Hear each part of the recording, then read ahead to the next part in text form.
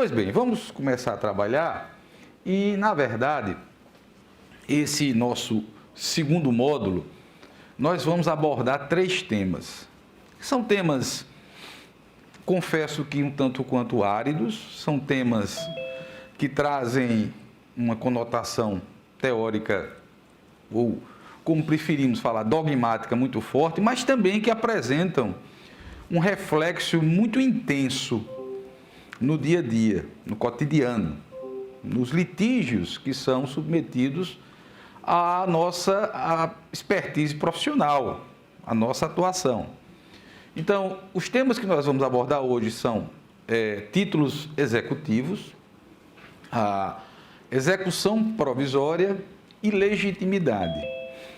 Eu já adianto que são questões, de certa forma, com todas as vênias, um tanto quanto negligenciadas na nossa doutrina, a doutrina trabalhista. Nós temos alguns pontos, são zonas sombreadas, vamos dizer assim, da nossa doutrina, que não enfrentam certas temáticas que são, contrário senso, largamente analisadas no processo civil, e são temas que tocam as necessidades do dia a dia. São temas que afligem os conflitos que nascem da nossa execução. Nós temos adotado aqui esse discurso, fica um pouco enfadonho, no sentido de que essa visão um tanto quanto teórica da execução, ela reflete de forma decisiva, de forma fundamental, na forma de aplicar, ou na maneira de aplicar o direito no dia a dia. Falávamos na aula passada da perspectiva kantiana, não é? Em que Kant, no século XVIII, questionava por que, não é? Alguns dizem, isso só serve na prática, isso só serve na teoria, não serve na prática. E nós sabemos, ou pelo menos tentamos colocar a perspectiva, de que esse afastamento a priori, de que existe uma praxis nossa que nos imuniza de qualquer incursão no campo teórico, isso é uma grande falácia. Na realidade, nós necessitamos, não é, de ter essa visão fundamentada, sedimentada dentro da teoria. Até porque, eu aproveito esse início do nosso encontro para fazer uma reflexão, o direito hoje em dia e os órgãos de justiça na contemporaneidade, eles têm sofrido os reflexos de uma sociedade que fica cada dia mais complexa. A esmagadora maioria dos que estão presentes ou telepresentes, né, tem visto que os nossos conflitos, até na execução, eles têm ficado mais complexos nos últimos anos. Né? Eu falava isso, inclusive, na reunião de trabalho com minha equipe do gabinete. O gabinete completou 10 anos, uma década, e a diferença dos temas que nós enfrentamos, inclusive em execução, hoje, né, de 10 anos atrás, é absurda, é abissal. Porque a sociedade tem se tornado complexa, isso reverte no nosso direito. E a gente tem que buscar a explicação dessa complexidade da sociedade e desse certo caráter de atônito que o cidadão se depara em outros campos. Né? Só para reflexão, antes de começarmos a pegar no pesado, né? Recentemente eu li um livro muito interessante, obviamente não é da área jurídica, é um livro mais de ciência política, não é? É O Crepúsculo da Democracia, como as amizades se dissolvem diante do autoritarismo. É uma jornalista americana, casada com um polonês, Anne Applebaum, né? E ela faz um enfoque interessante, é um relato muito bacana, um livro fácil, leitura, né? Ela conta como eram as relações de amizade dela antes da queda do Muro de Berlim e depois, e chega até a pandemia, né? E vamos dizer assim, ela explica o nascimento dessa dualidade, situação social que nós temos hoje de extremismo, não é? De altos conflitos, de grande distensão entre os cidadãos, não é? Grande oposição de ideias, não é? Uma briga ideológica sem tamanho. E, na verdade, o que ela diz, e isso aí é o ponto que eu queria trazer para que nós até coloquemos essa reflexão dentro do dia a dia, é que esse esgarçamento social, essa, de certa forma, divisão que nós enfrentamos, que não é só aqui no Brasil, é no mundo inteiro, ele se deve a um único fato: a sociedade tem se tornado mais complexa, né?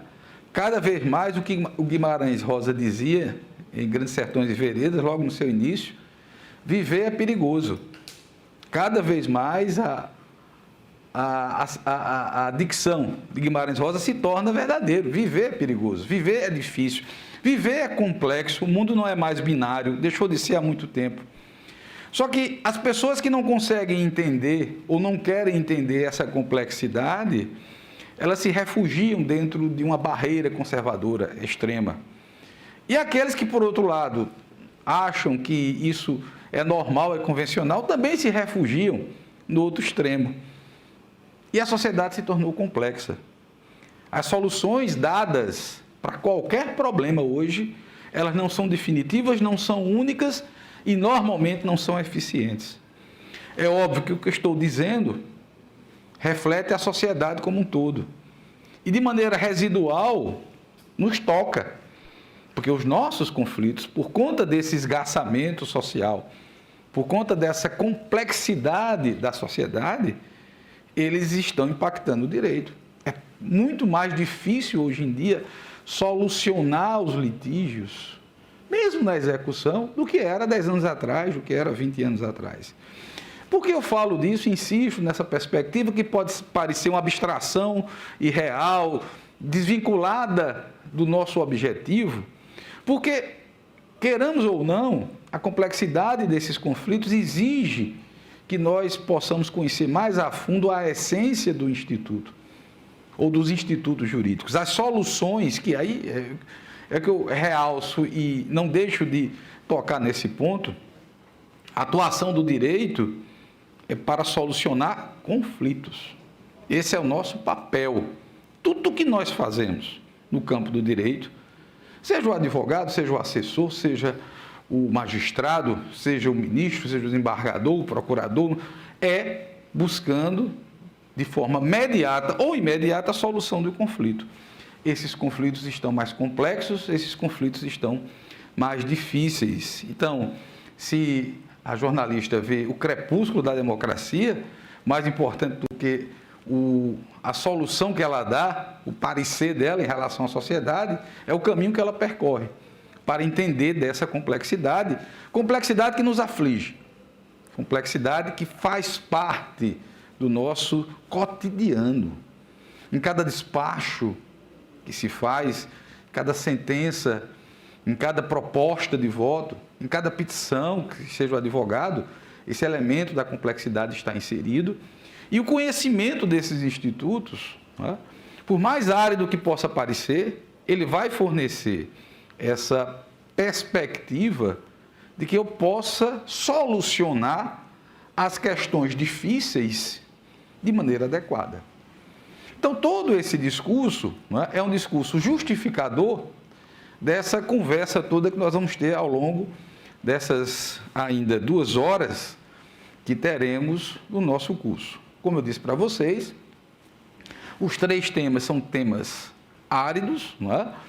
São temas, às vezes, não é? Eu tenho que reconhecer, negligenciados pela própria doutrina trabalhista, não é?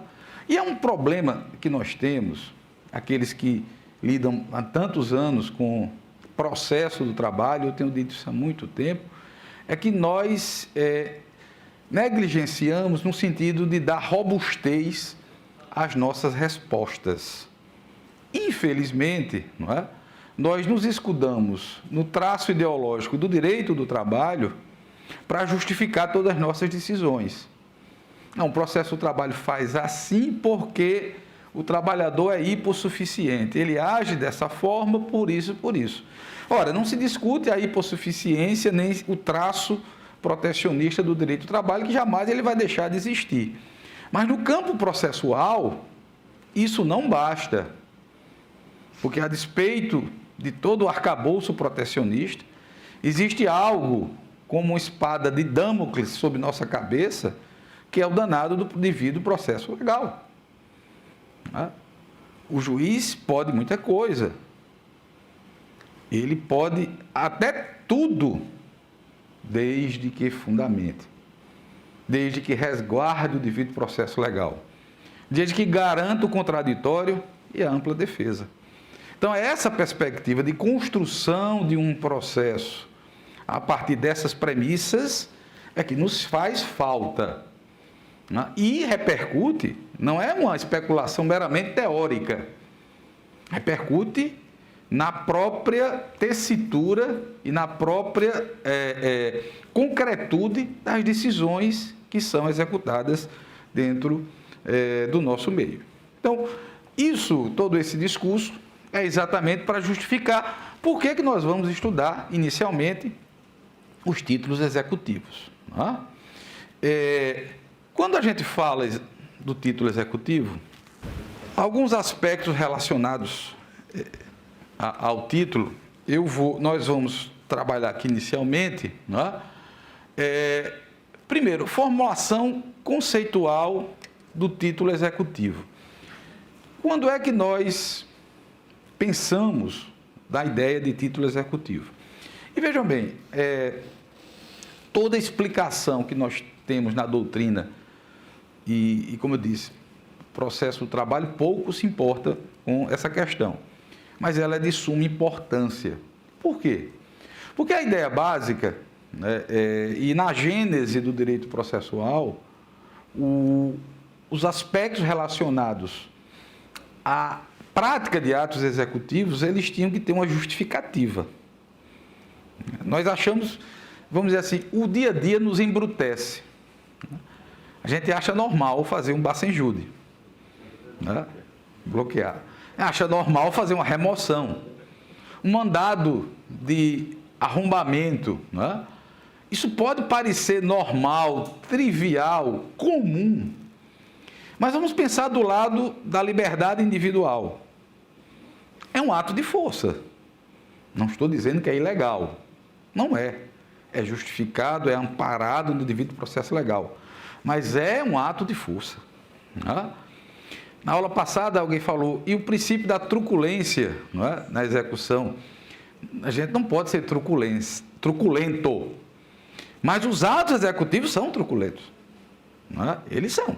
Você está lá com sua conta, de repente, chega uma ordem e apropria. Isso não é algo simples. Óbvio, repito, que é justificado, não só pelo caráter protecionista do título executivo trabalhista, que traz em si um crédito normalmente alimentar, mas pela própria noção da solvabilidade que rege a execução. Então, o que desencadeia, de fato, essa perspectiva, ou seja, o que autoriza que nós façamos a remoção, expropriemos. Veja bem, para os liberais, o direito de propriedade ele é sacrossanto.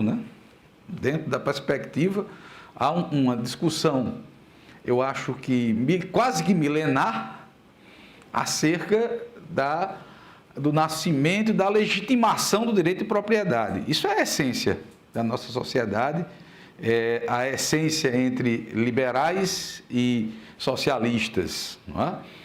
Então, queira ou não queira, nosso mundo, ele consagrou a ideia da propriedade, a garantia da propriedade, mesmo dando a sua função social. Quando você penhora, subtrai da propriedade do devedor o bem e coloca em asta pública, pensemos direitinho, do ponto de vista conceitual, é ato de força. Só quem faz isso, além do judiciário, é o Estado, no seu sentido amplo, quando desapropria, dentro daquelas hipóteses, né, previstas no nosso arcabouço normativo. Eu chamo a atenção porque são questões óbvias, simples, mas que fazem parte do nosso dia a dia. Então, todos esses atos têm que ser legitimados por um título, por algo que dê uma autorização para que o judiciário possa agir, possa lançar mão desses meios de força. Obviamente que quando nós falamos do título executivo, ele pode ser, de certa forma, produzido pela atividade negocial das partes ou ainda pelo próprio Poder Judiciário. Vamos abordar essa distinção mais adiante. Mas apenas para trazer que quando se discute, né, de certa forma, essa noção, essa perspectiva do título, eu tenho exatamente a ideia de legitimar a atividade. E o que é que isso me impacta na prática? Se eu não tiver um título, eu não posso praticar atos executórios. E aí vem a parêmia nulla executio sine titulo. Aí eu vi um julgado, estava até selecionando alguns julgados, aí disse, não, a parêmia romana, nulla executio sine titulo, isso não é romano. Na verdade, transformaram isso a partir da configuração da execução moderna, no processo oitocentista, e se trouxe a perspectiva, não é? Mas não tem nada de direito romano aqui, não há essa perspectiva, isso é criação contemporânea, não é? Aliás, constantemente nós aviltamos, não é, o direito romano, não é? Estava até conversando com o pessoal do gabinete, só lembrando, criaram até uma expressão que alguns dizem que é do direito romano, né? O animus abandonandi, né? Que isso é disseminado, né, de maneira intensa. Né? Isso não existe. Isso é criação trabalhista, é mesmo que o jus esperneandi. Né?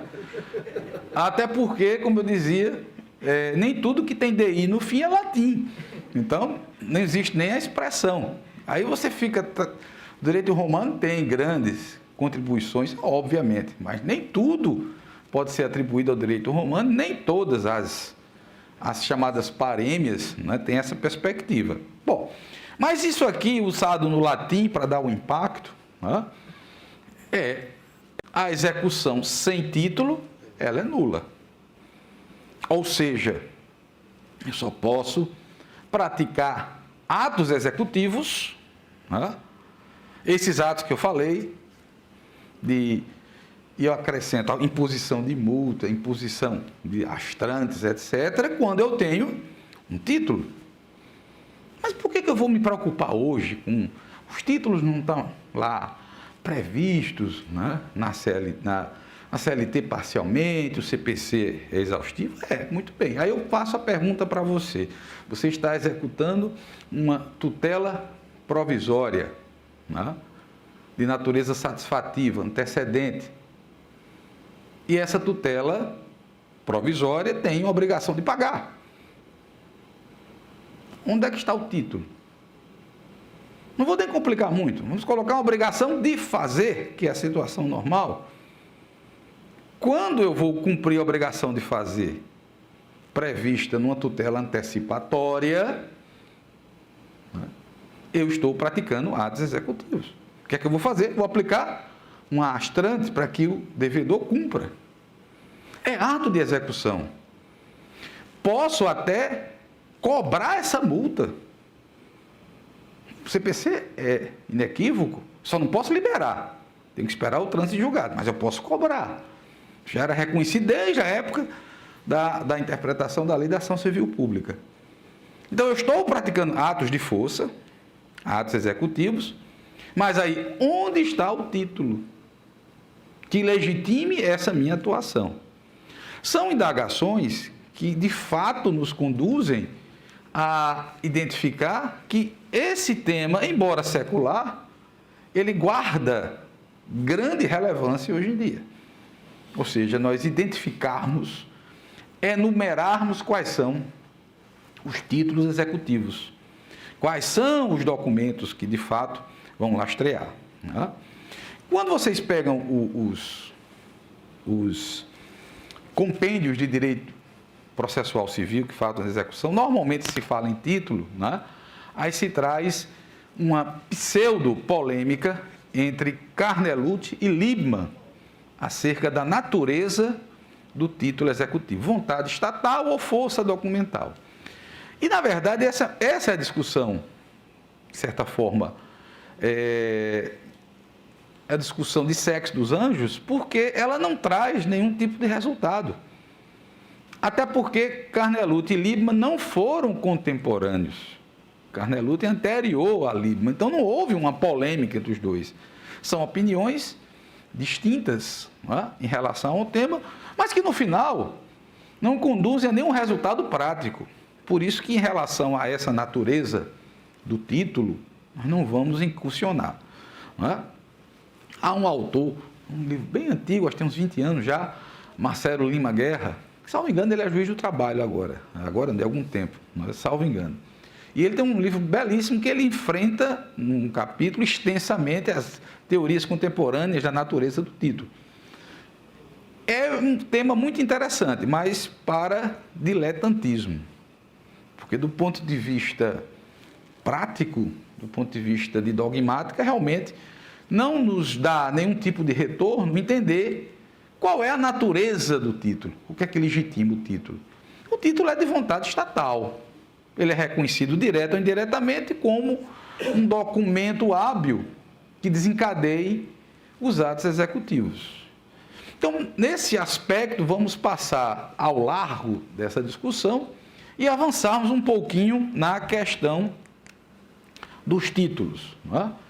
E entramos num tema que é igualmente importante, embora seja positivado, que é a classificação dos títulos executivos. E dentro da ortodoxia, que norteia especialmente o nosso direito do trabalho, né, nós temos aqui aquela classificação tradicional, oriunda do CPC de 73, né, na verdade, oriunda do CPC de 39, em títulos extrajudiciais e títulos judiciais. Basicamente, essa classificação, ela traz a origem de produção do título como elemento que vai, de certa forma, dar a sua característica principal. Títulos extrajudiciais produzidos pela atividade negocial das partes. E títulos judiciais, que seriam títulos que são produzidos pelo Poder Judiciário. A maioria dos títulos se acomoda facilmente nessa classificação ortodoxa. Mas a própria complexidade do nosso direito faz com que nós possamos repensar, pelo menos dentro de uma perspectiva dogmática, essa classificação binária entre títulos. E eu vou dar logo o primeiro problema. Sentença arbitral, ela é título judicial ou é extrajudicial? Do ponto de vista do direito positivo, a sentença arbitral, que é um tema que nós ainda vamos enfrentar. A partir da reforma de 2017, o reconhecimento da possibilidade da arbitragem, o TST ainda não se pronunciou, a tendência é que legitime, isso eventualmente, mas nós vamos enfrentar essa temática. A sentença arbitral, ela é título executivo judicial. Mas a sentença arbitral, ela não é produzida no judiciário. Ela é produzida por meio da atividade negocial das partes, fora do Poder Judiciário. Isso é reconhecido desde 93, quando entrou em vigor a atual lei de arbitragem.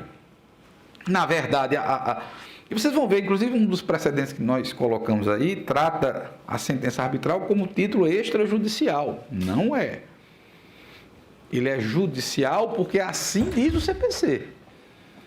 Mas isso mostra como é difícil nós enquadrarmos a sentença arbitral nessa discussão binária.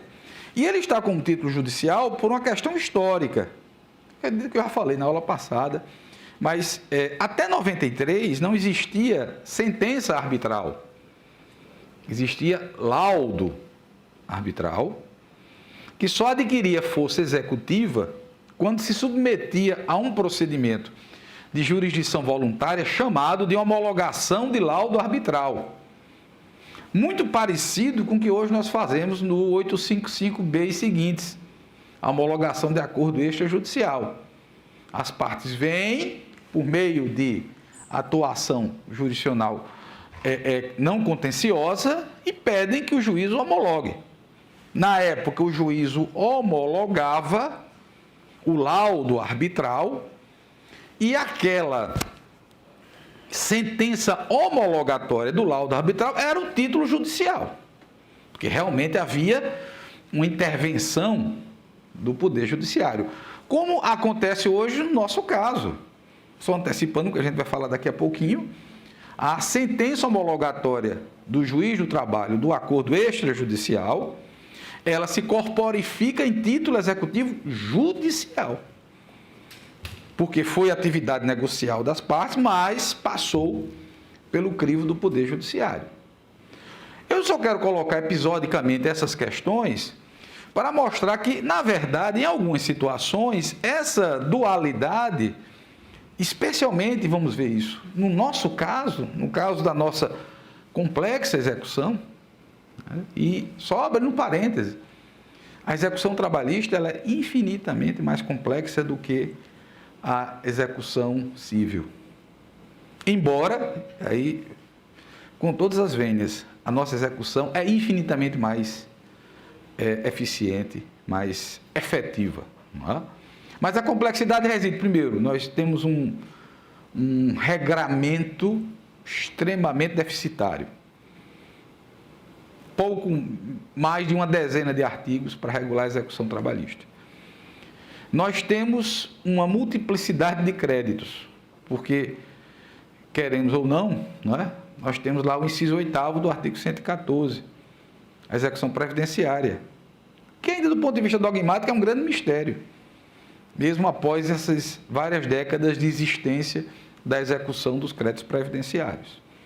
Então, no nosso caso em particular, e aí pelo menos a opinião minha, acho que até para compreensão, para uma visão mais analítica dos títulos, nós temos que apresentar uma classificação mais ampla. Eu alerto que o que eu vou apresentar aqui é uma construção minha para melhor explicar, de certa forma, a maneira pelo qual os títulos podem ter uma conotação diferente em relação à sua essência. Até porque, e aí, até voltando um pouquinho, essa dualidade em títulos judiciais e extrajudiciais, hoje eu estou tergiversando muito, mas vamos voltar aqui à linha, não é? Essa dualidade, ela diz respeito especialmente à amplitude da cognição dos meios de defesa do devedor. Essa é a ideia que se tem. Quando o título é judicial, a cognição ela é reduzida. As matérias que são impugnáveis são bem mais restritas. Quando se trata de título extrajudicial, o leque de matérias arguíveis é infinito. Isso vocês vão explorar exatamente o professor Dr. Sérgio Cabral, que vai realmente dilucidar essa questão. Mas a maneira pela qual os títulos são separados diz respeito ao tipo de defesa, entre aspas, que o devedor vai apresentar. No judicial, defesa limitada ao cumprimento do título, tal como a CLT fala no 884. Títulos extrajudiciais, e veja o problema que nós temos. A CLT trata a execução como uma só. Mas as matérias arguíveis nas nossas execuções, são poucas, mas nas nossas execuções de títulos extrajudiciais, elas são mais amplas. E têm de ser mais amplas, porque dizem respeito à própria constituição do título. Bom, e aí o extrajudicial teria esse leque mais amplo. E foi por isso, e aí eu digo, quando propus uma classificação diferenciada, não estou fazendo nada novo, porque o saudoso ministro Teori Zavascki, um livrinho que ele tem sobre títulos executivos, muito bom por sinal, né? O ministro Zavascki, ele era um processualista, um exímio processualista na parte de execução, né? Então ele tem um livro antigo, Títulos Executivos e Liquidação, então ele faz exatamente essa perspectiva. Existem alguns títulos que ele chama de misto, em que eles são produzidos em parte pela atividade negocial das partes, em parte pela atuação do Estado. E nesses títulos a matéria de defesa ela tem que ser mitigada a partir dessa perspectiva. Então, foi o ministro Zavascki que iniciou esse rompimento, né, da classificação. E outros autores processualistas também, no campo civil, vão nessa esteira.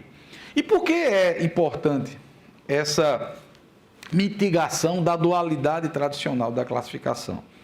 Para que nós possamos entender a variabilidade dos títulos. O caminho não é uniforme, não é retilíneo. O caminho da identificação dos títulos esses sendo elementos essenciais para a autorização do desencadeamento das atividades executivas, né? Eles têm que ser vistos numa perspectiva mais ampla. É por isso que, né, dentro dessa visão meramente analítica, sem qualquer tipo de pretensão de criar teoria ou algo vanguardista, mas tão somente ajudar a expor esse caráter fragmentário dos títulos, nós podemos pensar nos títulos em 3 categorias. Né?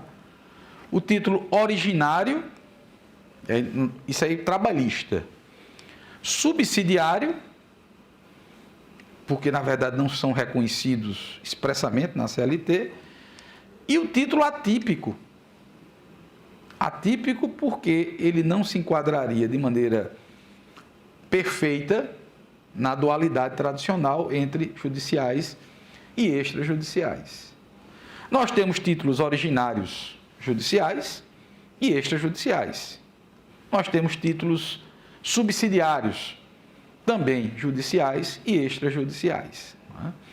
E é nessa perspectiva que nós vamos, na verdade, ingressar nessa análise que eu tenho para mim, que ela traz algumas, pelo menos desperta algumas dúvidas importantes em relação às nossas questões da execução. Porque se nós sairmos aqui desse encontro, desse momento de reflexão, com mais dúvidas do que nós entramos, nós saímos ganhando. Né? Porque sinal que nós estamos reavaliando aqueles conceitos que nós tínhamos antes, os nossos pré-conceitos. Não é? Aquela ideia de que sempre nós estamos corretos no que fazemos, não é? Quando colocamos uma dúvida, no mínimo nós vamos repensar aquele nosso procedimento anterior. Posso até mantê-lo, mas eu repensei, aí posso manter e posso aprimorar, mudar, não é? Mas a perspectiva, ela foi, de certa forma, colocada em reflexão, né? Em análise. Muito bem, mas vamos aí, não é?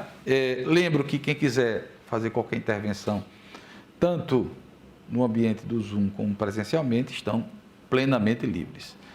Obviamente, o que eu estou falando aqui não é nenhuma novidade, não se está inventando a roda, não é apenas fazendo uma análise um pouco diferenciada do que normalmente nós fazemos, mas sistematizando muitas coisas, porque reconheçamos a CLT só fala em título no artigo 876, títulos executivos. Então, quando eu falo de originário, eu me refiro inicialmente à sentença proferida pelos órgãos jurisdicionais trabalhistas. Embora a CLT fale em decisão. Embora não possa falar só de sentença. Eu tenho que falar também de acórdão. O acórdão pode ser um título executivo que é reconhecido de forma indireta como título trabalhista judicial. E o exemplo clássico, inclusive, traz uma que a gente acaba se desapercebendo, tem um artigozinho lá no dispositivo da ação rescisória que traz algo atípico no nosso caso. É que pode acontecer que o acórdão da ação rescisória se transforme no título executivo. Basta o seguinte, vamos imaginar que eu quero desconstituir uma sentença de improcedência no primeiro grau. A parte move, o reclamante, move a ação rescisória, argue algum dos vícios e consegue desconstituir a sentença e promover perante o tribunal um novo julgamento. O título executivo é o acórdão da ação rescisória. Nas regras gerais de competência funcional da execução, essa execução seria promovida perante o Tribunal Regional do Trabalho, já que nós sabemos que, do que concerne à competência originária, é o órgão que originalmente conheceu o procedimento jurisdicional que se torna competente para julgar aquele litígio. Então, em tese, sendo o título executivo o acórdão da ação rescisória, é no tribunal que se move aquela execução. Mas a CLT tem dispositivo específico, a gente acaba esquecendo, que nesses casos se atribui à vara do trabalho, que proferiu a decisão que foi rescindida, a competência funcional para processar a execução.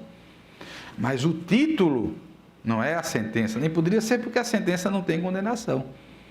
O título que está sendo executado é o acórdão da ação rescisória.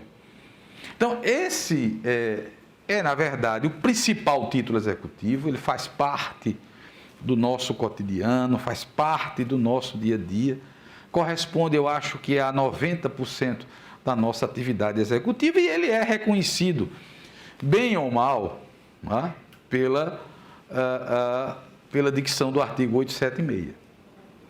O segundo título, que a gente teima em falar, termo de conciliação ou acordo firmado, o acordo não é o título é a sentença homologatória de conciliação. Por exemplo, eu fui professor de graduação há muitos anos, deixei esse ano, tenho aqui vários colegas que atuam na graduação, sabe a dificuldade que nós temos de falar para o aluno a questão da terminologia. A nossa CLT não renovou e a gente continua chamando, depois de mais de 80 anos, reclamação, termo de arquivamento, termo de conciliação. Na verdade, são sentenças. Essa questão terminológica, que tem exatamente, todos nós sabemos, a origem por conta da gênese administrativa da Justiça do Trabalho, porque enquanto éramos, em 1932, órgãos de índole administrativa, cabia. Mas como passamos a órgão jurisdicional, há um choque. Isso ficou com o tempo arraigado, nós não reformamos, não sei se por uma questão de uma restrição ideológica, até para manter a autonomia, mas o fato é que impacta nessa nomenclatura, porque nós não executamos um termo de acordo ou um termo de conciliação. O termo é a expressão do ato judicial. O que se executa é a sentença. É a sentença propriamente dita. Tanto que essa perspectiva causa até alguns problemas. Até hoje o TST entende que o meio próprio, e está sumulado e mantém esse entendimento, próprio para rescindir o termo de conciliação é a ação rescisória. Por quê? Porque ele se louva na dicção da CLT que o termo de conciliação vale como decisão irrecorrível. Ela se entendeu que você equipararia o termo de conciliação à sentença de mérito. E, na verdade, aquilo foi uma dicção, não é? Um arranjo, e gerou problemas hoje, porque, em se tratando de atos meramente homologatórios, não cabe ação rescisória para desconstituir uma sentença homologatória de acordo na justiça, no âmbito da justiça comum. Eu uso a querela nullitatis, a ação anulatória. Mas vejam como uma questão terminológica acaba por criar, com todas as vênias, não é? Um monstro jurídico. A ação rescisória não serve, na sua essência, para desconstituir um ato que tem feição negocial, em que não há realmente decisão meritória. Não vamos nos estender nisso. Não é? Mas apenas para justificar essa adoção de uma terminologia própria, sentença homologatória de conciliação. E aqui é importante, porque essa é a homologação de acordo judicial. A partir de 2017, nós tivemos a nova, o artigo B52F, e aí o 855B e seguintes fala do procedimento de homologação de acordo extrajudicial, mas que conduz a uma sentença homologatória também de acordo extrajudicial e, consequentemente, um título judicial. Esse é nosso título. Rescindível, também na linha do que TST por meio de ação rescisória. Embora particularmente entendesse que isso seria por meio de ação anulatória. Mas jamais, aí só abrindo um parênteses, em tempo algum, rescindível incidentalmente. Não se pode pensar em afastar, pelo menos eu estou tentando analisar a questão do ponto de vista processual, até saindo um pouco da execução. Mas é impossível se pensar no âmbito de um procedimento à parte, paralelo, posterior, de forma incidental, se declarar a nulidade do ato judicial, do título executivo. Ou por meio de ação rescisória, ou por meio de ação anulatória. Seriam os caminhos próprios para desconstituir o ato judicial de homologação de acordo extrajudicial. Ok? Mas, de toda forma, homologado, ele é um título de natureza judicial. Significa dizer que eu não posso me imiscuir na execução quanto aos elementos de formação daquelas parcelas reconhecidas no título. Daí a importância, a relevância de se tipificá-lo enquanto título judicial. Mas vamos lá. E aí nós temos aqui os títulos judiciais subsidiários. São aqueles reconhecidos no CPC, são reconhecidos enquanto categorias próprias, às vezes indiretamente, chega já aí, e a partir da premissa de que eles podem ser aplicados de forma subsidiária. Eu trago aqui, em primeiro lugar, apenas para exercício, até porque exercício especulativo, analítico do direito, até porque ele tem pouco reflexo no cotidiano, a sentença penal condenatória transitada em julgado. Ela é reconhecida no artigo 515, inciso 6º do CPC. Ou seja, eu sofri lesões corporais e o meu agressor foi condenado. Aquela sentença penal condenatória, mesmo que não fale quanto à reparação de danos, ela é documento hábil para que se ingresse com a execução dos títulos, mesmo que essa execução seja precedida de uma liquidação por arbitramento. Então, eu posso pegar a sentença penal lá do juizado especial, dizer que eu perdi o movimento dos braços, etc., da perna, eu sofri algum dano estético, e executar a reparação cível do ilícito penal. O que é que isso tem a ver com o processo do trabalho? Lembremos que acidentes de trabalho podem acontecer em função da prática de ilícito. Infelizmente, acontece de o empregado sofrer uma agressão do seu empregador. Às vezes até homicídio, lesões corporais. Lembremos que essa conduta, ela é um acidente de trabalho. Não é isso? Está lá na Lei 8.212, né? Tipificado como acidente, agressão, etc. Ora, se é acidente de trabalho, a ação indenizatória seria movida onde? Na Justiça do Trabalho. Mas se é uma lesão corporal apurada no juízo criminal, eu não poderia executar o título, porque eu não teria que discutir mais nexo de causalidade, culpabilidade, porque isso já estava consagrado na coisa julgada criminal. Isso é difícil de acontecer porque ninguém vai esperar que um processo criminal termine para ingressar na Justiça do Trabalho. Mas para exercício analítico, né, do próprio processo, nós podemos pensar essa viabilidade da sentença penal condenatória enquanto título executivo subsidiário, obviamente em relação àquelas lesões que derivariam ações indenizatórias de competência da Justiça do Trabalho. É bastante polêmico, né? Eu me lembro que até aqui na escola me encontrei com o Schiavi, não é? E ele dizia: fico muito feliz porque você defende essa tese da competência da ação penal condenatória, porque eu era o único que aventava essa situação. Então, pelo menos agora, eu me sinto bem acompanhado. Não é? Mas vamos lá. O outro título, que é um título executivo, que pode eventualmente vir a ser executado na Justiça do Trabalho, é a sentença arbitral. Sentença em se admitindo, veja bem, não vou me imiscuir no longo e ainda inconcluso debate acerca da possibilidade da arbitragem dos conflitos individuais e da validade do dispositivo inserido na reforma que autoriza essa medida. Tá certo? Vamos deixar isso para outro momento.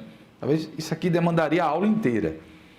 Partindo da premissa de que existiria um procedimento arbitral e que desse procedimento arbitral se gerou uma sentença, a sentença arbitral seria exatamente exequível na Justiça do Trabalho. E aí veja o mais grave. Eu poderia, no âmbito da execução, anular essa sentença? Entendo que não.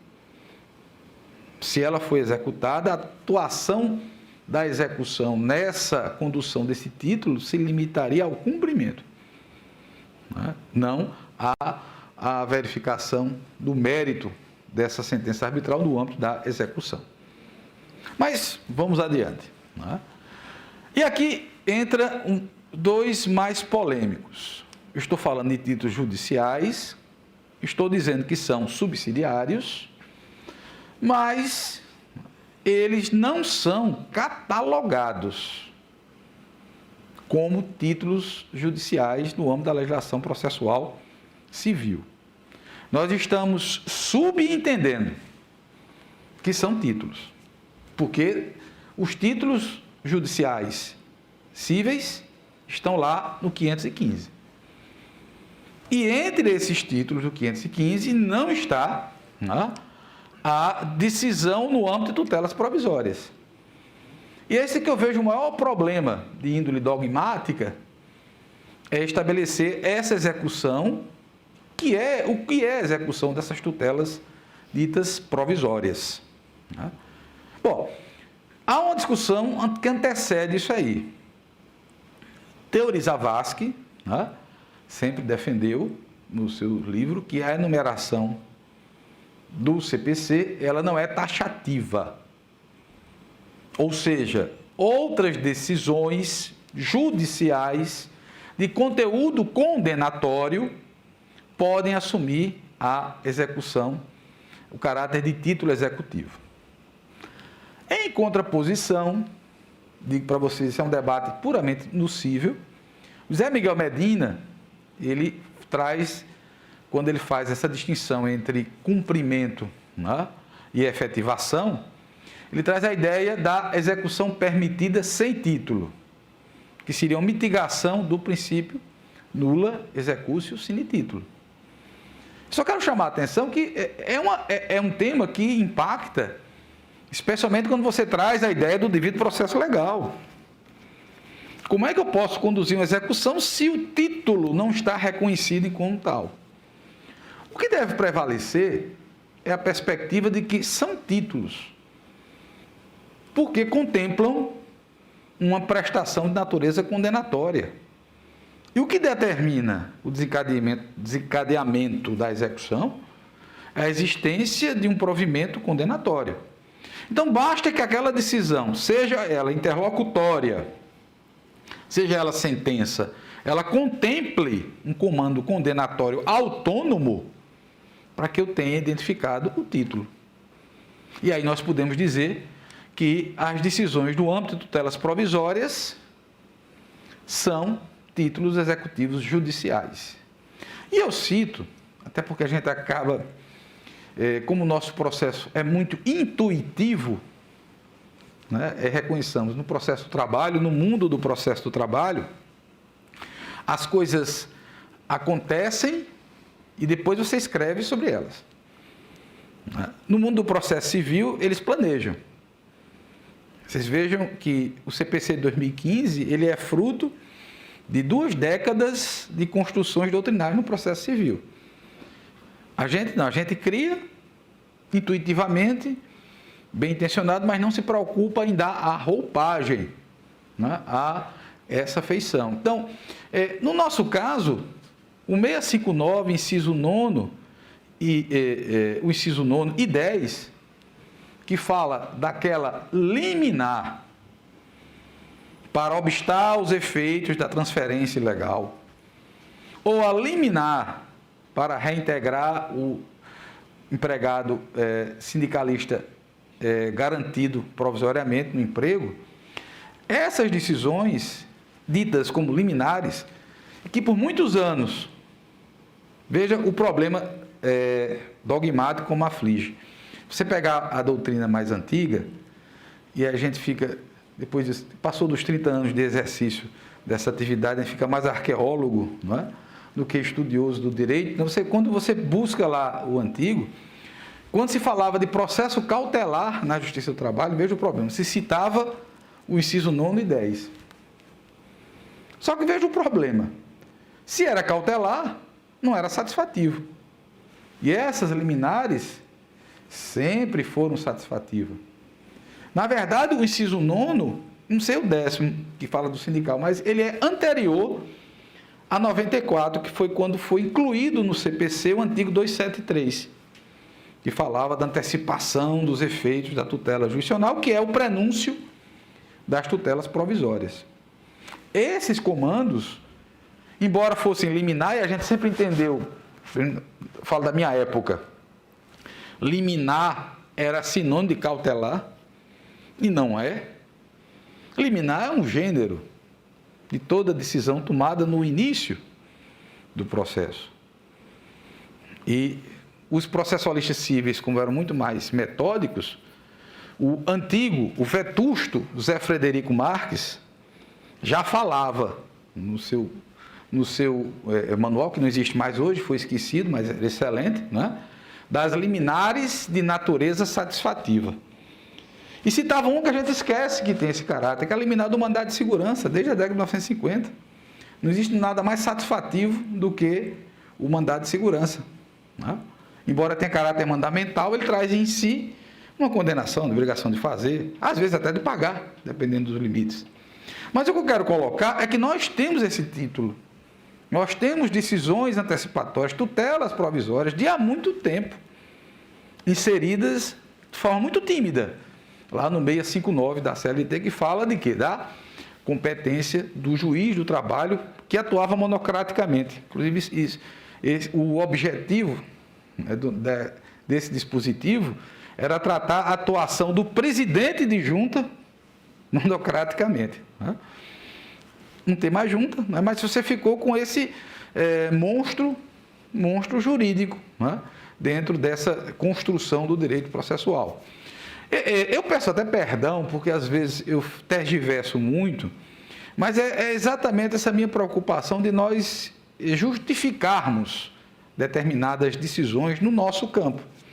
E o nosso direito processual, como é muito intuitivo, ele precisa ser constantemente repensado, até para que ele mantenha a altivez que merece. Não é? Eu acho que existe um menoscabo muito grande com o nosso processo. Não é? Se vê como um processo secundário, mas o nosso processo é rico, nosso processo é efetivo, não é? Ele é diferente, sempre foi, não é?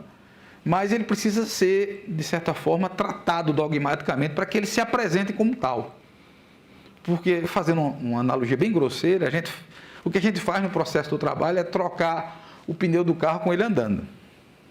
Nós vamos ajustando, não temos paciência, não temos intenção de justificar. E como não temos essa paciência, essa intenção de justificar, nós acabamos empobrecendo ao público externo a grandeza do nosso direito processual. Não é? Mas vou fechar conversando demais. Então, essas decisões, a decisão que determina a reintegração de um empregado presidente do sindicato, é uma decisão interlocutória, é uma decisão de caráter condenatório, ela é um título executivo judicial. Essa execução, ela é provisória? Não. Tecnicamente, ela não é uma execução provisória. Ela segue as diretrizes da execução provisória. Até porque a execução provisória é um instituto próprio de obrigação de pagar. Não há execução provisória de obrigação de fazer e de não fazer. O CPC manda aplicar no que couber. Isso é um aspecto importante para se verificar, porque o cumprimento dessa decisão se faz até os seus ulteriores termos. A não ser que sobrevenha algum comando, né, que, de certa forma, venha a obstar o efeito dessa decisão. Veja que aqui não se fala nem em efeito suspensivo ou não do recurso, que eventualmente sobrevém da sentença. Né? Por quê? Como o sistema é nosso e essa decisão é irrecorrível, e lá no processo civil seria o agravo do instrumento, que não cabe para esse fim, nos resta aqui o mandado de segurança. Não interposto o mandado de segurança, né? Não vindo a sentença ainda, então essa decisão ela vai ser executada na sua plenitude. Isso é importante que se diga para que nós possamos compreender que não se trata de uma execução precária, é um cumprimento efetivo de um título reconhecido no plano jurisdicional. E no caso das transferências arbitrárias, e no caso do dirigente sindical, ele é reconhecido explicitamente pela CLT. Mas nós não trabalhamos só com essas duas hipóteses. O nosso cotidiano envolve um sem número de decisões que reconhecem obrigações. E essas estão lá nos artigos 294 e seguintes, as chamadas tutelas provisórias. E essas tutelas provisórias, realmente, elas contemplam o caráter condenatório e são títulos executivos judiciais. Mas só para finalizar essa parte, decisão interlocutória que fixa penas pecuniárias concernentes à obrigação de fazer e de não fazer. Essa é uma situação bem particular, porque eu não estou falando das astrantes fixadas na sentença. Inclusive, essas podem ser modificadas, nós sabemos, elas não estão alçadas, protegidas pela coisa julgada, já que as astrantes têm o caráter instrumental, de medida de coibição e de estímulo ao cumprimento da obrigação. Mas o juízo pode, por meio de decisão interlocutória, em cumprimento àquela obrigação de fazer e de não fazer estipulada na sentença, ele pode fazer valer, não é, a instituição de multas, de astrantes. Nesse caso, vejam a particularidade da questão, você não está executando a sentença, você está executando a decisão interlocutória que fixa a multa. E eu estou falando naquela situação em que a obrigação de fazer eventualmente foi cumprida ou não foi cumprida e está sendo executada. O título, neste caso, não é a sentença, repito, mas a decisão interlocutória que fixou, naquela hipótese concreta, as astrantes, os títulos, o valor da respectiva multa. Certo? Inclusive, se nós pensarmos nessa perspectiva, esse valor, a intensidade dessa multa só pode ser discutida no seu mérito por meio do mandado de segurança em face dessa decisão interlocutória e não da execução, porque ela se forma, não é? Esse título se forma. Mas aí é um tema que comporta inúmeras variáveis, porque da forma como nós temos dito desde o nosso primeiro encontro, o caminho da execução não é retilíneo. A execução nós sabemos como começa, temos a menor ideia como ela vai terminar. Certo? Pois bem, aí nós podemos entrar na segunda categoria. Essa não é reconhecida como categoria no plano normativo. Aqui é mais um exercício analítico de verificação de entendimento dos títulos. Títulos atípicos. Né? O título atípico, ele observa variações conceituais. Deve ser adequado aos limites de defesa que poderá dispor o devedor, evitando prejuízo ao devido processo legal ou, em outro extremo, à própria efetividade do processo executivo. Nós temos realmente algumas hipóteses do título, vamos trabalhar com uma delas agora, na verdade duas, em que ele não se acomoda de maneira muito adequada em uma ou em outra compartimentalização binária. Primeiro deles, e aí é um grande problema que nos aflige e até hoje nós não tivemos uma resposta. Né? A execução de créditos previdenciários que nascem da execução trabalhista é uma competência constitucional.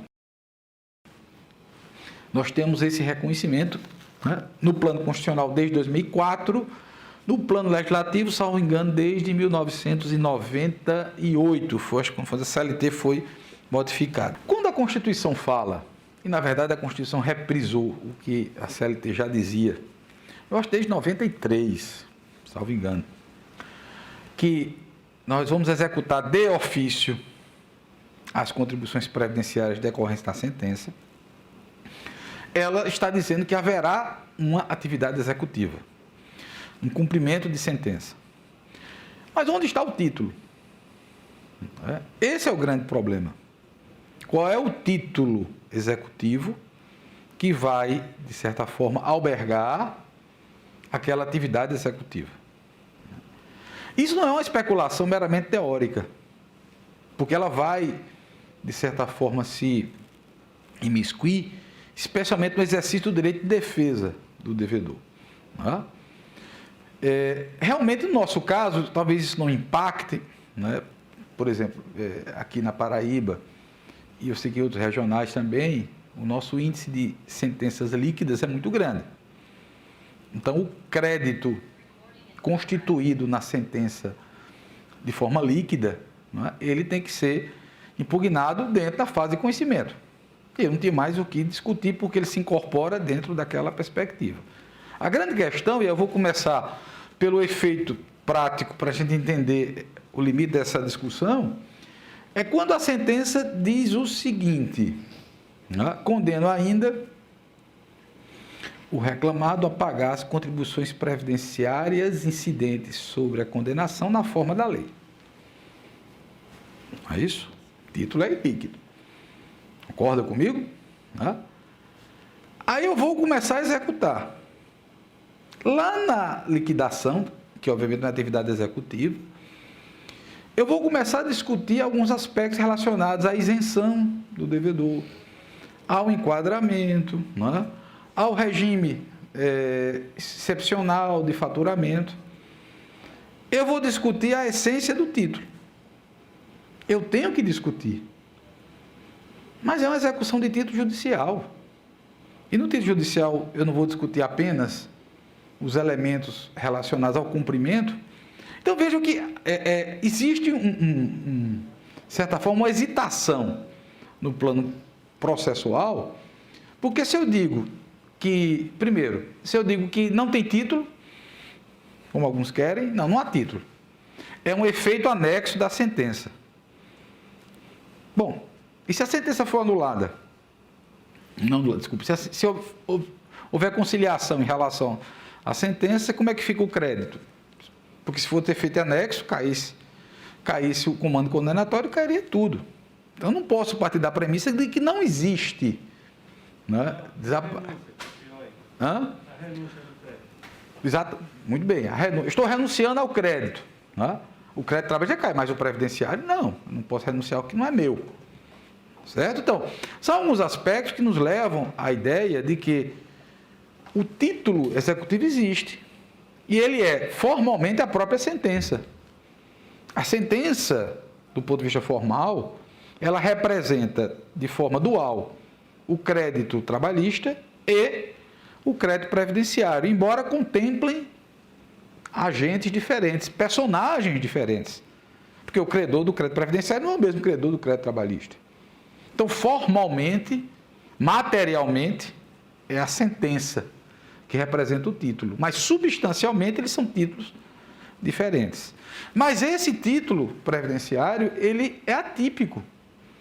Ele não consegue se enquadrar de maneira adequada em uma nem outra modalidade. Ok? Aí vem aqui o termo de ajuste de conduta firmado perante o Ministério Público do Trabalho. Esse título, ele é formalmente inserido enquanto categoria de título executivo extrajudicial. Está lá no artigo 876 da CLT. Não é novidade, até porque a própria Lei da Ação Civil Pública já reconhecia o termo de ajustamento de conduta enquanto título extrajudicial. Muito bem. Só que nós não podemos esquecer que esse título, ele é firmado perante um órgão de poder, um agente político da República. Ele não é produzido tão somente pela atividade negocial. Bom, certo. Mas o que é que isso muda da essência do título? Muda porque, se nós afirmarmos peremptoriamente que o título executivo é extrajudicial puro, título executivo decorrente do TAC, eu poderia, por exemplo, arguir nos embargos vício de vontade na formação do título. E a jurisprudência já afirmou a tese de que eu não posso desconstituir, no âmbito da execução, a validade do termo de ajustamento de conduta. Posso até por meio de ação própria, visando essa desconstituição. Já o título extrajudicial em geral, não há essa restrição. Esse aspecto, obviamente, eu posso discutir uma série de fatores relacionados à formação desse termo de ajustamento de conduta, a própria obrigação, etc., até porque ele é extrajudicial.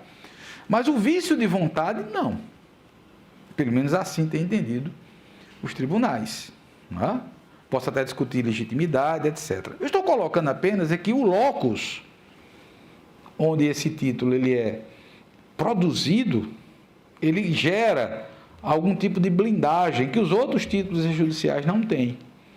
O que nos levaria a entender uma categoria diferenciada, atípica do termo de ajustamento de conduta enquanto título executivo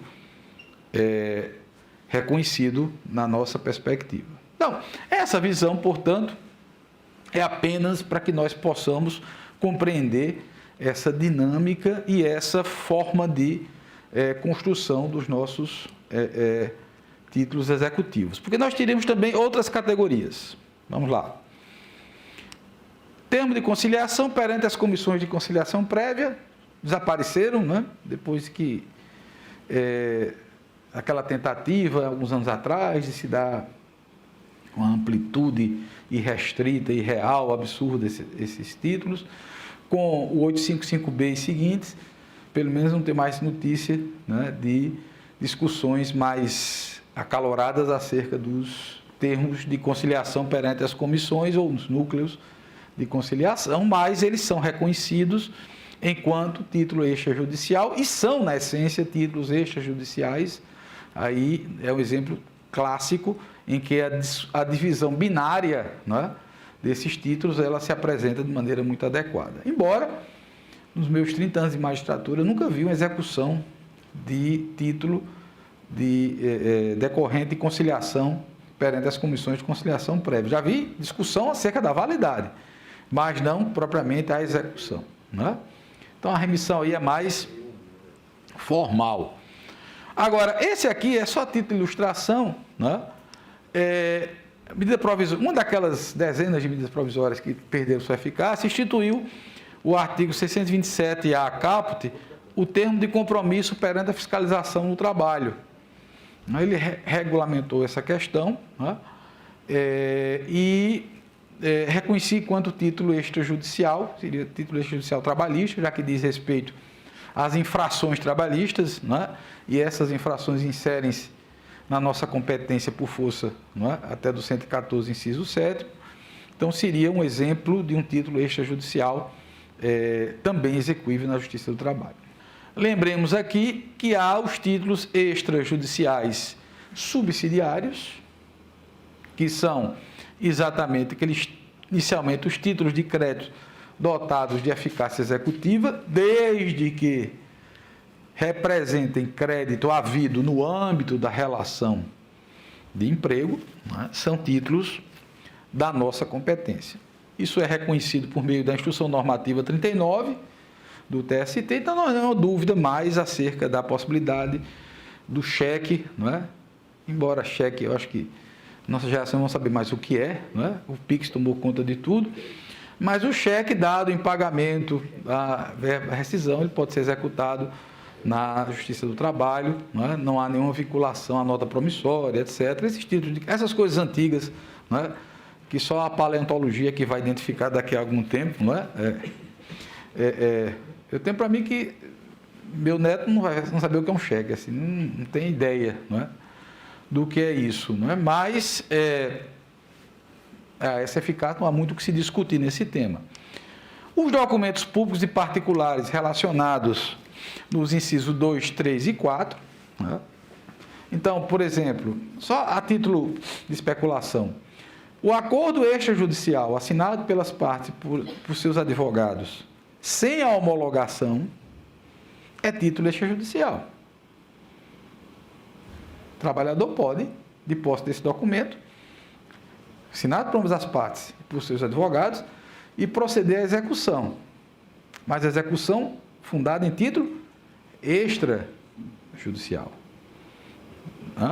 Agora, se ele pegar esse mesmo documento e submeter à apreciação do julgador, aí ele passa a ostentar a natureza de título judicial. Mas, a priori, ele tem o caráter de título extrajudicial, porque se enquadra dentro do espectro próprio do nosso CPC. E, por último, a certidão da dívida ativa da União, a CDA, em se tratando de multas aplicadas pela... E eu acho que sumiu, não foi? Mas nunca eu vi. Faz tempo que eu não atuo no primeiro grau, mas não sei, mas nunca eu vi execução fiscal de multa, né? De toda forma, o título executivo aí é a CDA, que contempla exatamente a inscrição da multa, né? Isso, inclusive, na verdade, foi um ajuste em 2004, porque essa competência estava no texto suplementar que ia ser voltado ainda, que falava das multas. Que o 7 não fala de multa, ele fala de infração. Foi uma das raras situações em que a competência da Justiça do Trabalho foi ampliada. Se olhar direitinho a redação do inciso 7º, ele fala das ações relacionadas a infrações, a penalidades aplicáveis a empregadores, as penalidades, né? Existia outro dispositivo que ia ser acrescido, que falava das multas especificamente. Esse não foi aprovado. Mas se deu interpretação extensiva de que, quando falava de penalidade, estaria também a execução fiscal das multas, né? Então, foi uma das raras situações em que se deu interpretação extensiva da competência da Justiça do Trabalho. Bom, então, meus caros, minhas caras, esses seriam os aspectos que nós teríamos sobre a título executivo. Só que há alguns precedentes para nós finalizarmos essa primeira etapa, né?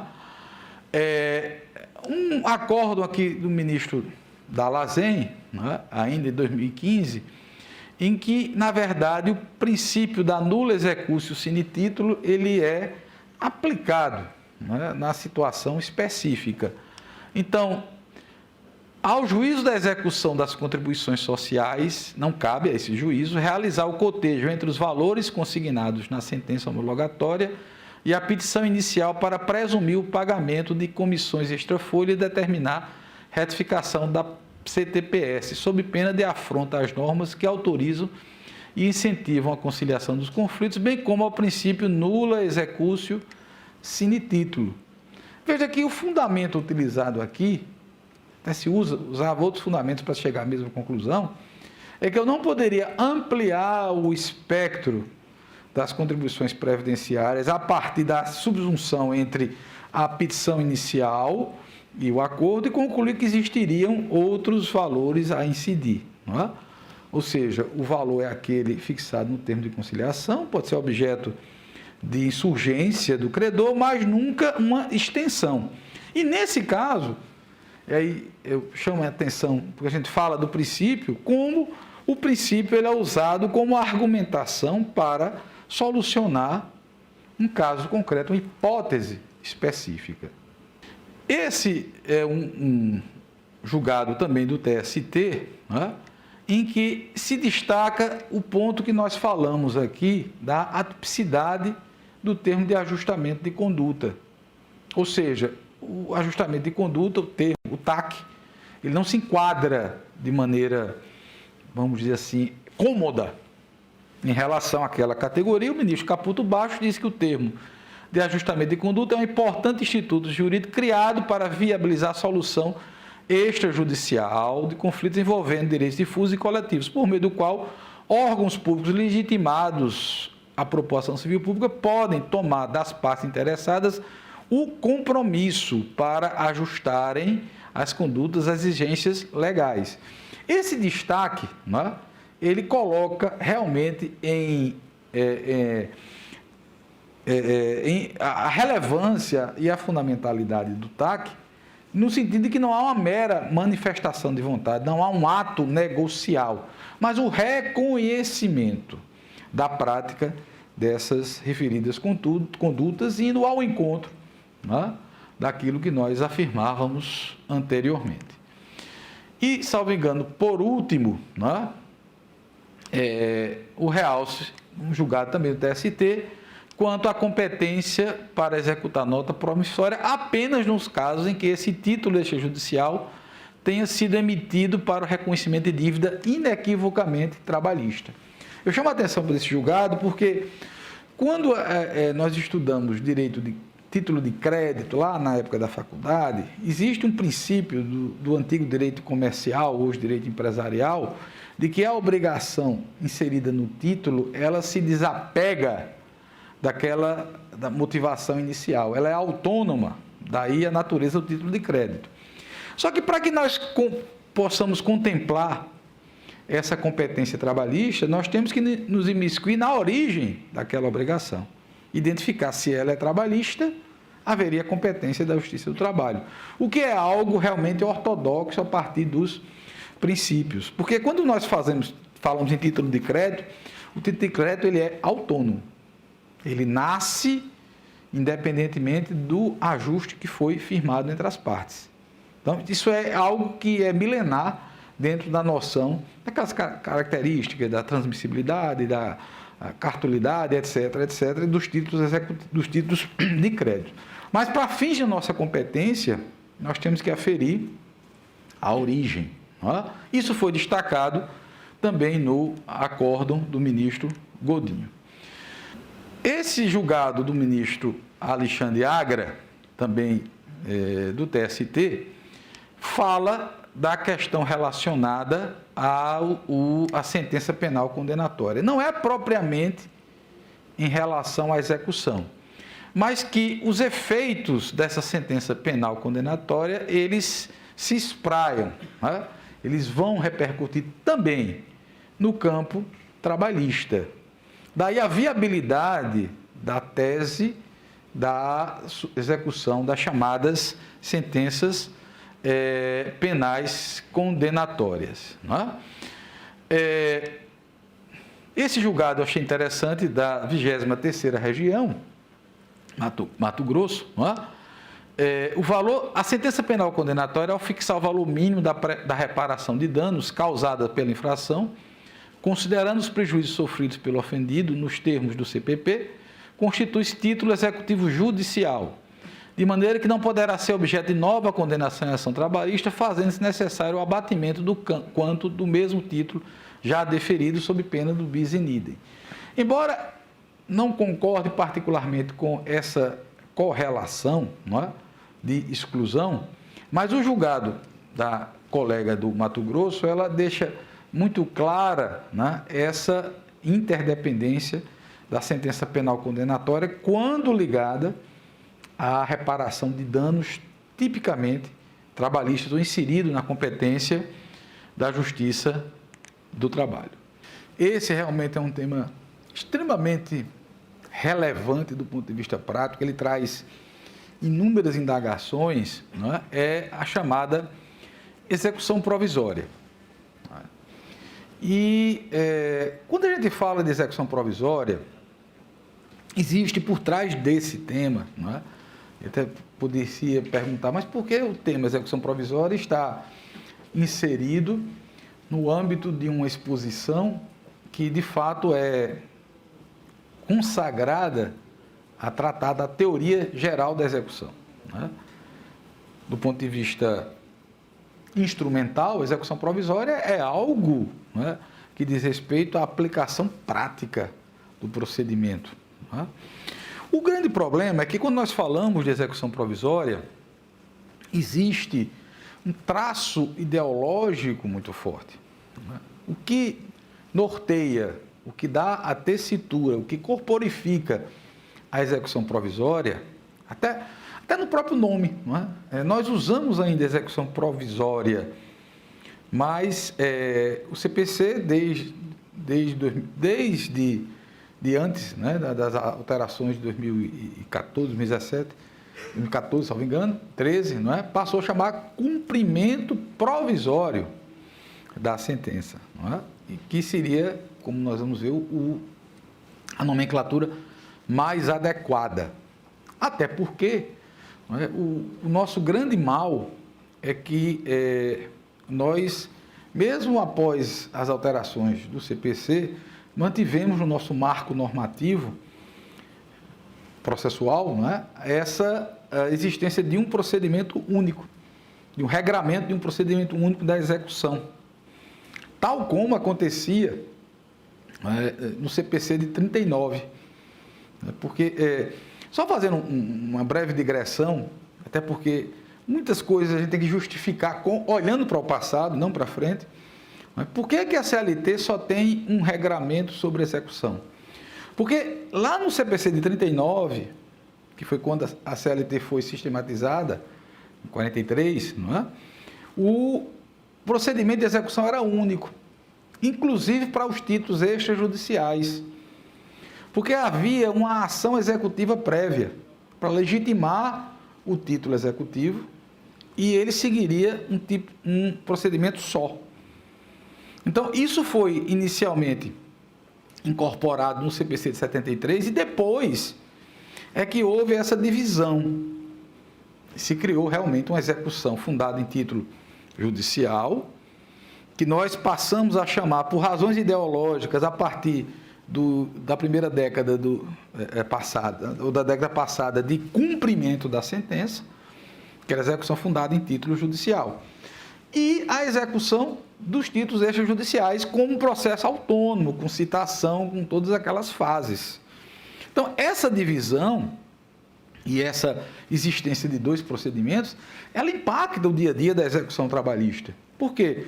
Um tipo único de procedimento, ele não é suficiente para atender essa diversidade de títulos que nós temos. E isso impactou também a questão da execução provisória, porque o que existe é o cumprimento provisório da sentença, e não a execução provisória, porque, a princípio, não há execução provisória de títulos extrajudiciais, salvo aquela hipótese contemplada no CPC, que fala da execução provisória enquanto pendem os embargos. E até a terminologia aí, só tergiversando mais uma vez, mas os embargos são meio de defesa da execução fundada em título extrajudicial. A impugnação é que é o meio eleito no processo civil para o título judicial. Aí veja o problema que dá para a gente. Nós temos lá o 884, que serve para tudo. E aí, se tratando de execução de extrajudicial, ele não se coloca de maneira adequada.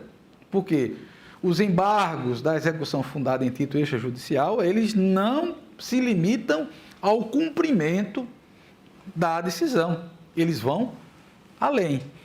Então, são essas questões terminológicas que aparentemente são formais, mas em algum momento elas impactam a própria construção do Instituto. E quanto à execução provisória, é esse aspecto. Não é? Porque nós não temos execução provisória de título extrajudicial. Nós temos cumprimento provisório, não é? Das sentenças e dos títulos chamados judiciais, aqueles realmente produzidos no âmbito do Poder Judiciário.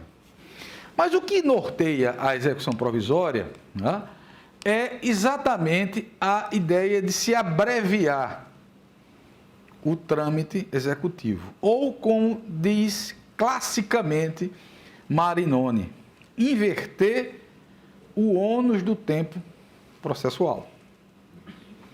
Como eu tenho dito há vários anos, já há várias décadas, né, nós criamos aqui uma mitologia de que o que dá eficácia executiva à sentença é o trânsito em julgado.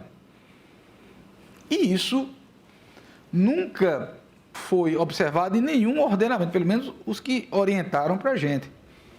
Eu faço uma citação específica de Liebman, quando ele fala da eficácia e autoridade da sentença. Liebman dizia isso na década de 1950, o que confere a execuibilidade da sentença não é a coisa julgada. A coisa julgada, ela dá imutabilidade. Mas a sua eficácia executiva nasce da própria sentença, da autoridade do órgão jurisdicional que a prolatou. Tanto é verdade, né, que no direito processual alemão, isso é citado por vários processualistas, e tem um livro, eu me esqueci o nome do autor, um rapaz bem jovem, passou muito tempo na Alemanha, ele fez um compêndiozinho sobre o direito processual civil alemão, e ele confirma essa tese a partir das fontes, não é? Já que é extremamente difícil, não é, nos imiscuirmos no direito alemão, não é, pela própria dificuldade, não é, da língua, não é? Minhas filhas estudam alemão, passei uma semana tentando entender como é que se pronuncia o Tribunal Superior do Trabalho em alemão, Bandargerichtsbuch, não sei o que, alguma coisa. Então, essa dificuldade com a língua, né, é realmente difícil. Mas esse autor, e o nome não me veio agora, ele realmente confirma. No direito processual civil alemão, a regra é o cumprimento provisório. A exceção é o aguardo do trânsito em julgado. No direito anglo-saxônico, especialmente no direito, na maioria dos estados, não é, dos Estados Unidos, a apelação, ela não é regra. Ou seja, se você quer recorrer de uma sentença do júri, do veredito, você diz ao juiz, ele profere a sentença para depois você recorrer. Há uma diferença muito grande do nosso sistema em que o recurso ele já é dado automaticamente. Do ponto de vista ideológico, é uma distinção extremamente relevante, porque aí você está dizendo, em outras palavras, o seguinte: olha, a sentença já vale, ela já tem a sua eficácia. Você quer recorrer, é um elemento adicional. Ela já tem efetividade, como diz o direito alemão, vamos executá-la. Se houver algum risco, a execução é suspensa, é suprimida, é mitigada. Esse aspecto ideológico ele é extremamente interessante para que nós possamos entender a nossa execução provisória. E especialmente na Justiça do Trabalho, né, no processo do trabalho, a nossa jurisprudência, ela é paradoxal. Enquanto em alguns aspectos se revela vanguardista, extremamente diligente no sentido da efetivação de direitos, no tema execução provisória, nós temos uma visão muito mais restritiva do que o próprio processo civil. Lembremos, não é, que a antiga redação da súmula 417 dizia inadvertidamente que constituía ofensa ao direito líquido e certo do devedor a penhora em dinheiro na execução provisória, quando em momento algum existe qualquer restrição da penhora. Como nós vamos ver mais adiante, há mais ou menos um consenso em relação à continuidade da execução, mas não em relação à penhora. Penhora em dinheiro pode acontecer na execução provisória. Então, essa acomodação jurisprudencial decorre exatamente desse viés ideológico em relação à execução provisória, não a partir da premissa do direito do trabalho. Eu não preciso lançar a mão dos princípios próprios tuitivos do direito do trabalho para reconhecer que a execução provisória é um remédio que inverte, na linguagem de Marinoni, repito, o ônus do tempo processual. Porque é muito cômodo. Obviamente, estou dizendo, eu vou dizer o óbvio. É muito cômodo para o devedor esperar placidamente que a dezena de recursos que ele vai interpor, os embargos, né, os eventuais atrasos, eles sejam todos percorridos, para só então, depois de um incerto e duvidoso trânsito julgado, eu comece a, de certa forma, me movimentar para cumprir a obrigação. Ora, se eu inicio provisoriamente a execução, essa lógica é invertida. Eu vou me apressar no sentido de obter um provimento que realmente desmistifique ou descaracterize aquele título judicial. Então, esse viés ideológico, ele é importante para que nós possamos entender a teleologia, por assim dizer, da execução provisória. Não é? Isso nos move a fazer uma indagação preliminar relacionada, não é? Isso é de extrema relevância, à escolha do marco normativo trabalhista. O que é que regula efetivamente a execução provisória trabalhista? Será o pedacinho do caput do artigo 899 da CLT, ou, em contrapartida, será de forma supletiva? Eu acho que nem supletiva, é subsidiária mesmo, mas com todas as vênias, né? Aí é uma opinião particular. Dos artigos 520, 521 e 522 do CPC. Vamos pensar o seguinte: há o único momento, a única ocasião em que a CLT se refere à execução provisória está aqui. Permitida a execução provisória até a penhora. em nenhum outro momento do texto há qualquer remissão a esse dispositivo, não é? Ao tema execução provisória. Ora, eu vejo aí flagrantemente uma omissão típica, ortodoxa, não é? Não é nem uma limitação de regramento, porque a partir daquela... Houve aquela celeuma, lembremos, quando surgiu o artigo 15 do CPC de 2015, aplicação supletiva, né? Aí vem aquelas visões apocalípticas, o fim do direito processual do trabalho, vai se acabar tudo, os processos... Não há nada disso, é apenas a intensidade. A técnica, depois dessa exacerbamento inicial, a gente chegou à conclusão que subsidiária é quando a omissão é toda, supletiva é quando a omissão é parcial. Algo que sempre se fez, apenas se deu um nome diferenciado, particularmente eu não vejo grandes diferenças, né? Mas, seja por aplicação supletiva ou subsidiária, ortodoxamente, não é? Nós podemos concluir que não se basta esse dispositivo para regular a execução provisória. Até porque, né, e eu alerto que isso não é a opinião predominante na jurisprudência, especialmente do Tribunal Superior do Trabalho, mas apenas para justificar, colocarmos esse grão de sal de dúvida, né, nessa perspectiva. Essa expressão, permitida a execução provisória até a penhora, ela repete o que o CPC de 39 dizia. A execução provisória será promovida até a penhora, ponto. Eram 2 artigos, salvo engano, do CPC de 39, né, que tratavam da questão. O que a CLT podia fazer na época? Repetir o CPC de 39. Isso é óbvio, eu insisto nessa tecla há muito tempo, né? Então, aqui há uma omissão, né? Há a perspectiva de se ampliar largamente, né, essa aplicação subsidiária do CPC em matéria de cumprimento da sentença. Embora já alerte aos colegas e às colegas, né, que, de fato, a posição do TST é reconhecer nesse referencial normativo um limitador da prática da execução.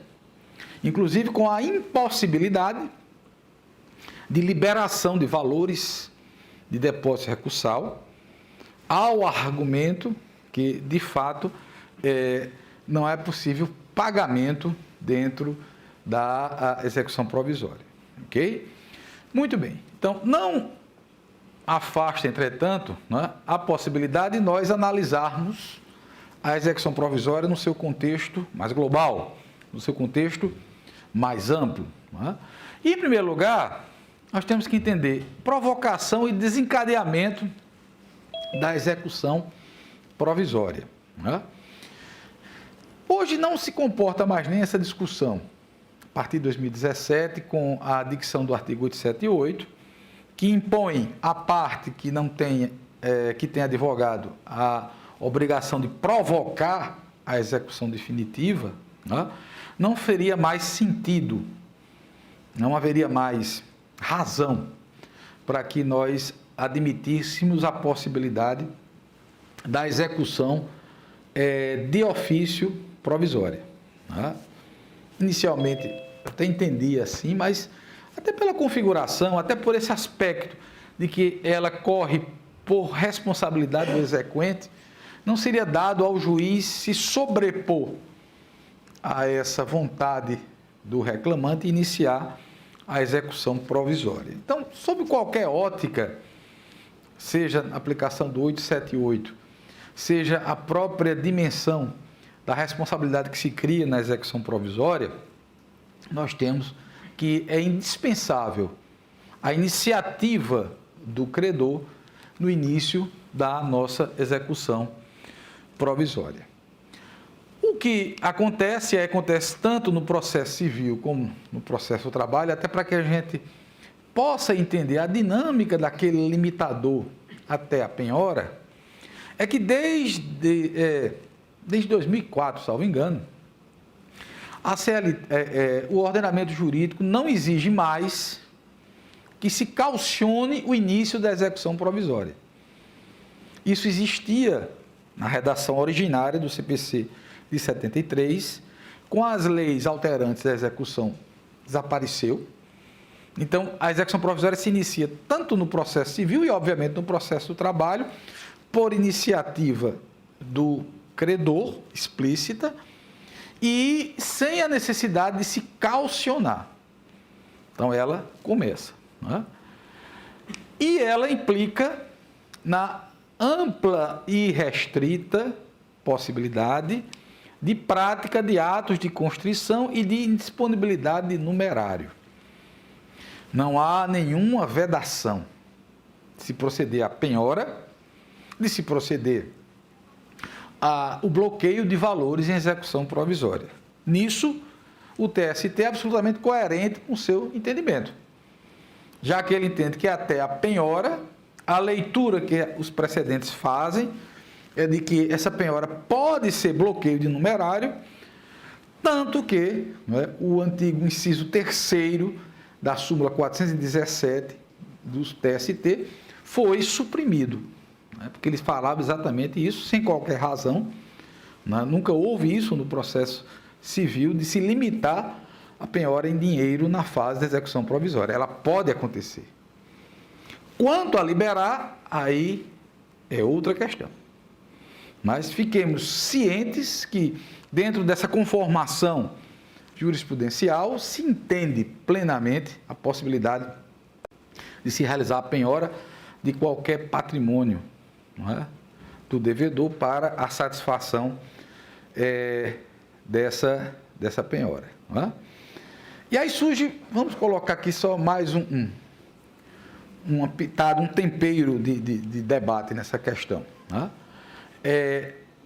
Penhorado dinheiro, eu posso fazer substituir por seguro-garantia o valor penhorado em execução provisória, não é? E aí não vamos nem nos ater à questão da vigência, da duração do seguro-garantia, mas dessa possibilidade.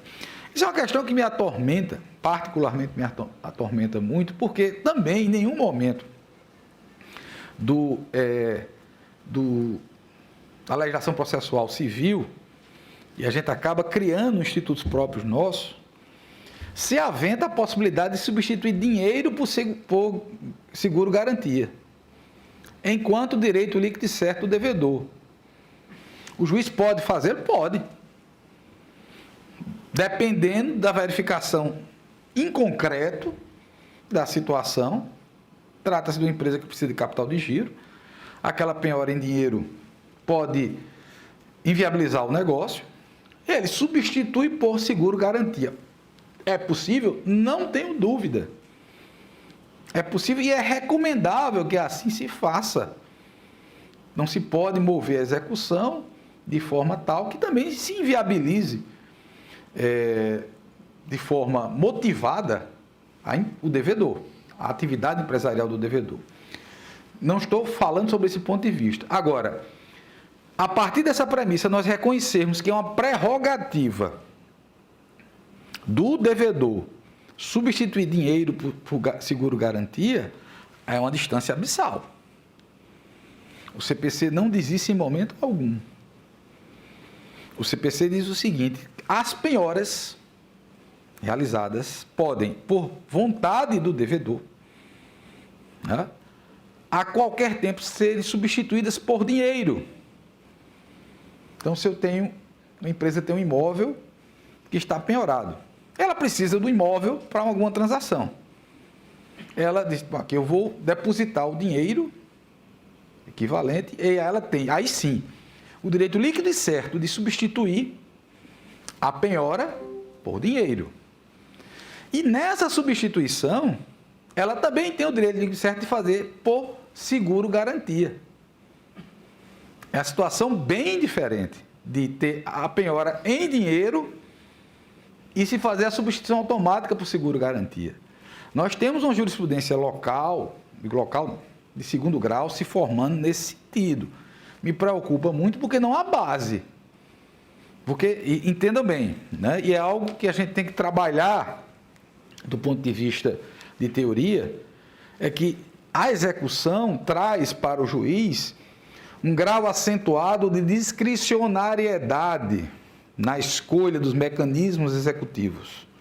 O juiz ele pode tomar uma série de decisões na execução visando buscar o caminho mais adequado, certo? Isso é um dado. Agora, as prerrogativas do devedor é que tem que ser vinculadas àquelas situações previstas em lei. Então, o devedor não tem, pelo menos na leitura que faço do ordenamento jurídico aí aplicado de forma subsidiária, o devedor não tem a prerrogativa de substituir penhora em dinheiro por seguro garantia judicial.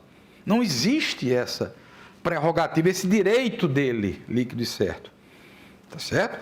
Agora, ele pode pleitear circunstancialmente, observando exatamente o princípio da menor gravosidade, a viabilidade e a ausência de prejuízo nessa substituição. Há uma diferença abissal entre as duas coisas, ou seja, eu não criei um direito potestativo do devedor, não é, como garantia processual, mas reconheço que isso pode ser viabilizado pelo juiz na condução da execução. É aquela mesma discussão que se faz em relação ao parcelamento. O devedor pode pedir ao juiz um parcelamento nos moldes do CPC na execução de título judicial? Pode. O juiz pode até, na circunstância, até deferir, ouvir o credor, verificar a situação em particular. Não é? Isso se insere dentro da sua discricionariedade.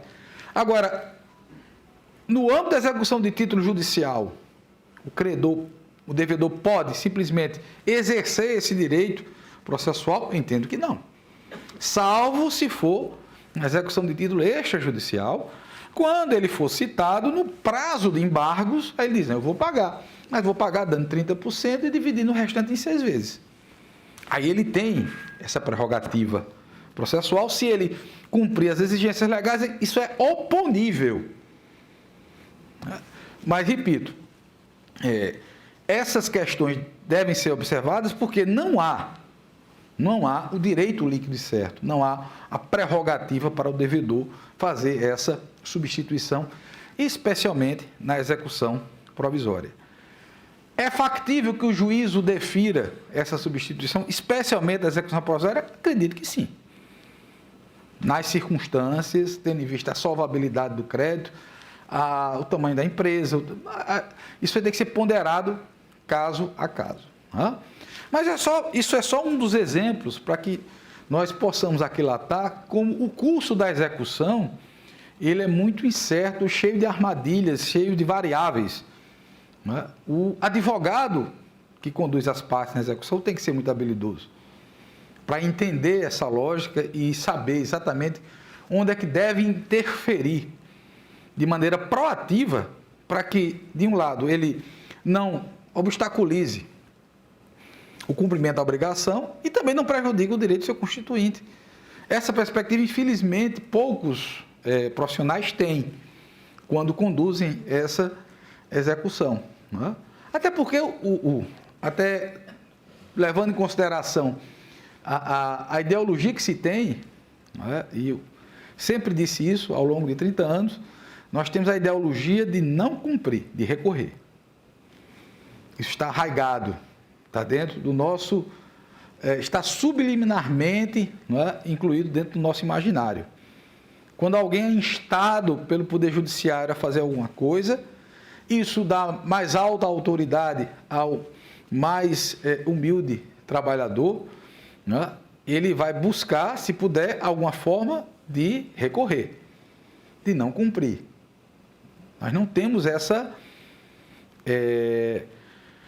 abnegação em relação, esse conformismo em relação às decisões judiciais. Então, isso se espalha especificamente na execução, porque o que o cliente quer do seu advogado é não pagar. E ele vai pressionar seu advogado para isso. E ele vai buscar meios para evitar, não é, esse não pagamento. E talvez não, é a fase processual mais conflituosa por conta desse aspecto.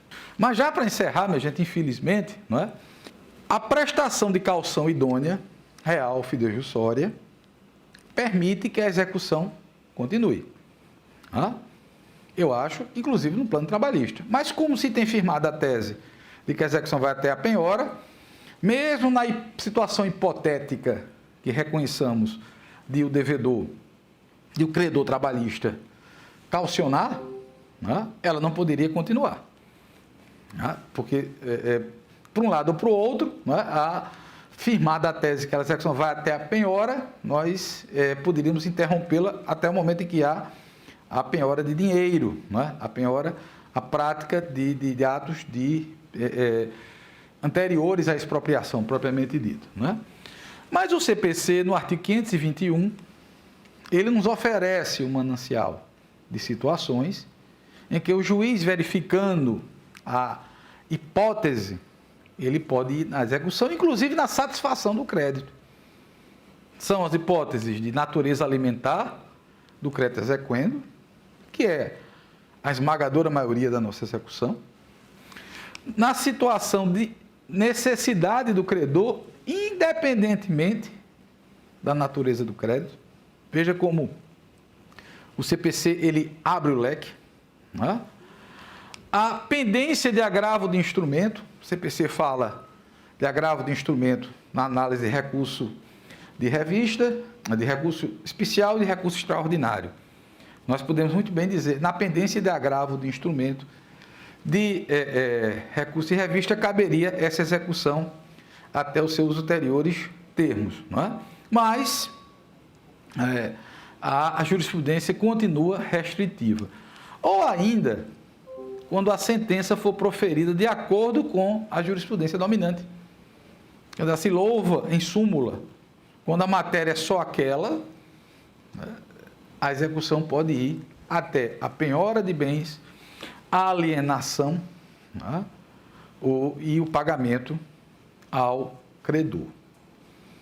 Obviamente que o juiz, aí entra a discricionariedade. Mesmo que a situação se enquadre nesse estándar legal, o juiz tem que verificar se há possibilidade de dano difícil ou incerta reparação. Ou seja, a sentença foi proferida, ela traz uma situação, foi crédito alimentar, mas ela traz uma indagação fática extremamente rica. 3 testemunhas de um lado, 3 testemunhas do outro, jornada de trabalho sendo discutida, motivação do rompimento contratual, posições discrepantes. Há um risco de reforma? Há. E convenhamos, se houver reforma, a reparabilidade, o retorno daqueles valores é extremamente difícil. Então, o juiz, dentro dessa discricionariedade que é própria da execução, ele tem que avaliar se o risco de continuidade ele vai se sobrepor à efetividade da execução. É um juízo nitidamente discricionário. Mas, como eu disse para vocês, de fato, a jurisprudência do TST, ela vai exatamente ao encontro, ou de encontro a essa perspectiva, e ela limita que a execução provisória trabalhista, ela vai até a penhora. E não se admite a prática de atos de expropriação, atos que impliquem pagamento. Particularmente, tenho opinião distinta. Acho que é possível o juiz trabalhar com essa execução e ir além, mas também me cumpre aqui apresentar o que os precedentes dizem. Não gosto do precedente, não concordo com ele, mas ele é o precedente. Ele dispõe dessa maneira, tá certo? No plano acadêmico, podemos até discordar. E discordamos. Vejo que a estrutura dogmática sobejante para que nós possamos reconhecer essa possibilidade de continuidade da execução provisória. Ok, minha gente? Agradeço a participação de todos.